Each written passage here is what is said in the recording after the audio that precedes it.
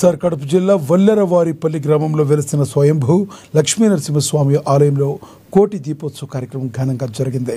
ఈ కార్యక్రమంలో జిల్లా నలుమూల నుండి వేలాది మంది భక్తులు తరలివచ్చి పాల్గొన్నారు।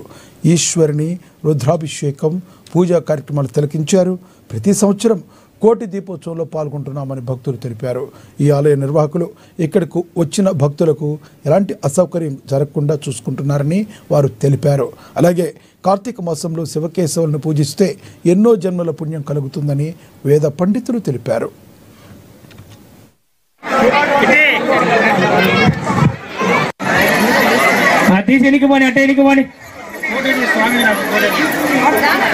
స్వామి మీరు జాగ్రత్తగా టిఫిన్ దగ్గరికి వెళ్ళిపోండి, వెనకాల ముందర చూసుకొని పోదండి।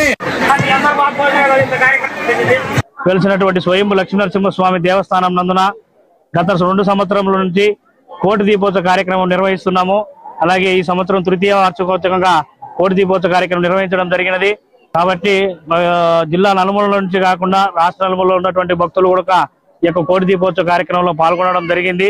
ఈ యొక్క కోటి దీపోత్సవం కార్యక్రమం ఇక్కడ ముఖ్య ఉద్దేశం ఎందుకంటే మేము నిర్వహించడానికి కారణం ఏమిటంటే కార్తీక మాసంలో శివకేశవులని ఎక్కువగా ఆరాధించడం పూజించడం అనేది చాలా విశిష్టకరమైనటువంటిది, ప్రాధాన్యమైనటువంటి ప్రాముఖ్యమైనది।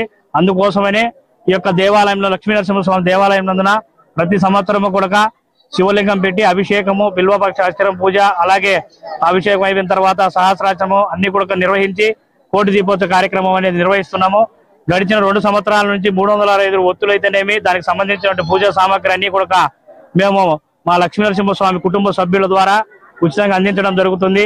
గడిచిన 2 సంవత్సరాలంటే కూడా ఈ సంవత్సరం మాకు అత్యధికమైనటువంటి భక్తులు పాల్గొని ఈ యొక్క కార్యక్రమాన్ని దిగ్విజయం చేయడం జరిగింది। కాబట్టి ఈ యొక్క కార్యక్రమంలో పాల్గొన్నటువంటి భక్తులకైతేనేమి అలాగే లక్ష్మీనరసింహ కుటుంబ సభ్యులు